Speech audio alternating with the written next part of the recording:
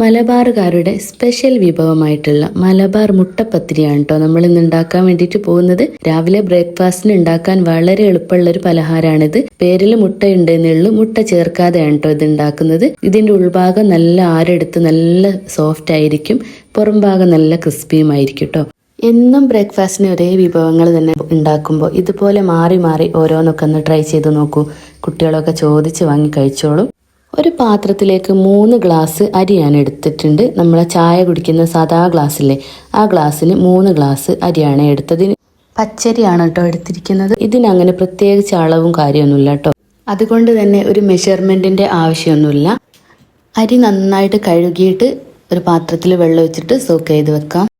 ഇനി ഒരു 3 table spoon ഉഴുന്ന് പരിപ്പും കൂടെ വെള്ളത്തിൽ സോക്ക് ചെയ്ത് വെക്കണം. 3 ഗ്ലാസ് അരിയാണെങ്കിൽ 3 സ്പൂണ് ഉഴുന്ന് പരിപ്പ്, അതാണ് കേട്ടോ ഇതിൻ്റെ കണക്ക്.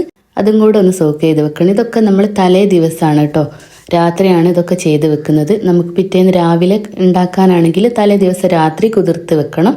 എന്നിട്ട് രാവിലെ അരച്ച് അപ്പം തന്നെ ചുട്ടെടുക്കാം. ഒരു 4 പപ്പടം എടുത്തിട്ടുണ്ട് കേട്ടോ, ഇതും സോക്ക് ചെയ്ത് വെക്കാം. പപ്പടം നിർബന്ധമായിട്ടും കൂട്ടണേ. നമ്മൾ മുട്ട ചേർക്കുന്നതിന് പകരമാണ് ഈ പപ്പടം ചേർക്കുന്നത്. പപ്പടം ചേർക്കുന്നത് എന്തിനാന്ന് വെച്ചാൽ അതിൻ്റെ ഉള്ളിലൊക്കെ നല്ല ആരെടുത്തിട്ട് നല്ല സോഫ്റ്റായി കിട്ടും, പുറം ഭാഗം നല്ല ക്രിസ്പി ആയി കിട്ടാനും അതുപോലെ തന്നെ നമ്മുടെ മാവൊക്കെ നല്ലൊരു സിൽക്കി ടെക്സ്ചറിലായി കിട്ടാനും വേണ്ടിയിട്ടാണ് നമ്മൾ പപ്പടം ചേർക്കുന്നത്. നമ്മളിവിടെയൊക്കെ ഇതിന് മുട്ടപ്പത്തിരി എന്നാണല്ലോ പറയാം. നിങ്ങളുടെ നാട്ടിലൊക്കെ എന്താ പേര് പറയാമെന്ന് ഒന്ന് കമൻറ്റ് ചെയ്യണം കേട്ടോ. പല സ്ഥലത്തും പല പേരിലായിരിക്കുമല്ലോ ഓരോരോ പലഹാരവും അറിയപ്പെടുന്നത്, അതൊന്നറിയാൻ വേണ്ടിയിട്ടാണ്. അപ്പോൾ അതാ പിറ്റേന്ന് രാവിലെ നമ്മൾ 8 മണിക്കൂറിന് ശേഷം നമ്മൾ അരിയും പപ്പടവും ഉഴുന്നും എല്ലാം നന്നായിട്ട് കുതിർന്ന് വന്നിട്ടുണ്ട്. നമ്മളിതൊരു കുറഞ്ഞത് 8 മണിക്കൂറെങ്കിലും സോക്ക് ചെയ്ത് വെക്കണേ. എന്നിട്ട് ഇതൊരു 2 പ്രാവശ്യമായിട്ട് നമുക്കൊന്ന് അരച്ചെടുക്കാം. അപ്പോൾ ആദ്യം പകുതി നമുക്ക് മിക്സിൻ്റെ ജാറിലേക്ക് ഇട്ട് കൊടുത്തിട്ട് ഈ പപ്പടം കുതിർത്തി വെച്ചത് അതിലേക്ക് ഇട്ടിട്ട് അരച്ചെടുക്കാം കേട്ടോ. ഉഴുന്ന് പരിപ്പ് അടുത്ത പ്രാവശ്യം ഇടുന്നതിൽ അരച്ചാൽ മതി. കുറച്ച് വെള്ളം മാത്രമേ ചേർക്കാൻ പാടുള്ളൂ, വെള്ളം കൂടി പോകാൻ പാടില്ല. നല്ല കട്ടിയിലുള്ള മാവാണ് കേട്ടോ വേണ്ടത്. നമ്മൾ നെയ്യപ്പത്തിനൊക്കെ ഉണ്ടാക്കുന്ന മാവില്ലേ, ആ ഒരു കട്ടിയാണ് കേട്ടോ കറക്റ്റ് ഇതിൻ്റെ പരുവം. നല്ല പേസ്റ്റായിട്ട് തന്നെ അരിഞ്ഞ് കിട്ടണം കേട്ടോ.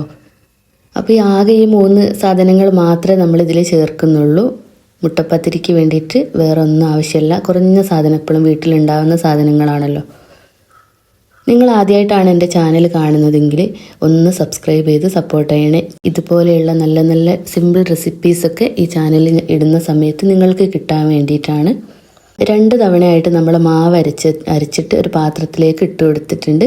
ഇനി ആവശ്യമായിട്ടുള്ള ഉപ്പും കൂടെ ചേർത്തിട്ട് നന്നായിട്ടൊന്ന് മിക്സ് ചെയ്തെടുക്കാം.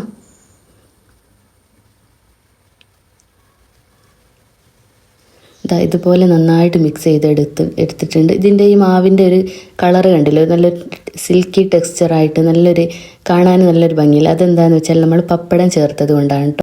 ഇനി ഒരു 15 മിനിറ്റ് അതവിടെ ഒന്ന് മാറ്റി വെച്ചതിന് ശേഷം നമുക്ക് ചുട്ടെടുക്കാൻ വേണ്ടിയിട്ട് തുടങ്ങാം. ഇതങ്ങനെ റെസ്റ്റ് ചെയ്യേണ്ട ആവശ്യമൊന്നുമില്ല കേട്ടോ, അപ്പം തന്നെ ചുട്ടെടുത്താലും കുഴപ്പമൊന്നുമില്ല. ഒരു 15 മിനിറ്റ് വെച്ച് കഴിഞ്ഞാൽ ഒന്നുകൂടെ നന്നാവും. എന്നിട്ട് നമ്മൾ ചട്ടി വെച്ചിട്ട് ഓയിൽ ഒഴിച്ച് കൊടുത്തിട്ട് നന്നായിട്ട് ഓയിൽ ചൂടായി വരുന്ന സമയത്ത് ഇതുപോലെ ഒരു തവി മാവ് അതിലേക്ക് ഒഴിച്ച് കൊടുക്കാം. കറക്റ്റ് നമ്മൾ നെയ്യപ്പത്തിനൊക്കെ ഒഴിക്കും പോലെ തന്നെയാണ് കേട്ടോ. മാവ് ഒഴിച്ചതിന് ശേഷം തീ ഒന്ന് മീഡിയം ഫ്ലെയിമിലേക്ക് മാറ്റി കൊടുക്കണേ, അല്ലെങ്കിൽ പെട്ടെന്ന് പുറം ഭാഗം കരിഞ്ഞ് ഉൾഭാഗം വേവാതായി പോകും. കുറച്ചൊരു വേവ് ഉണ്ടാവും ഇതിന്. എന്നിട്ട് നമ്മൾ നല്ല ആ തവി കൊണ്ട് എണ്ണ അതിൻ്റെ മുകളിലേക്ക് ഇങ്ങനെ സ്പ്രെഡ് ചെയ്ത് കൊടുക്കണം. അപ്പം ഇങ്ങനെ പൊള്ളി വരും കേട്ടോ, കാണാൻ തന്നെ നല്ല ഭംഗിയില്ലേ, നല്ല പൊങ്ങി വരും. അതിൻ്റെ ഉള്ളൊക്കെ നല്ല ആരെടുത്ത് നല്ല സോഫ്റ്റായി വരും കേട്ടോ. അപ്പോൾ കുറച്ച് സമയം അങ്ങനെ അങ്ങോട്ടും ഇങ്ങോട്ടും തിരിച്ചു മറിച്ചിട്ടതിന് ശേഷം ഈ ഒരു ഗോൾഡൻ ബ്രൗൺ കളറാവുന്ന സമയത്ത് നമുക്ക് എണ്ണയിൽ നിന്ന് കോരി മാറ്റാം, അത്രയേ ഉള്ളൂ. അതുപോലെ തന്നെ ബാക്കിയുള്ളതും എല്ലാം നമുക്ക് ചുട്ടെടുക്കാൻ വേണ്ടിയിട്ട് പറ്റും. ഇതിങ്ങനെ പൊള്ളി വരുന്നത് കാണാൻ ഭയങ്കര രസമാണ് കേട്ടോ. നമ്മൾ പ്രത്യേക ഒരു ഭംഗി അതിങ്ങനെ പൊള്ളി വരുന്നത് കാണാൻ.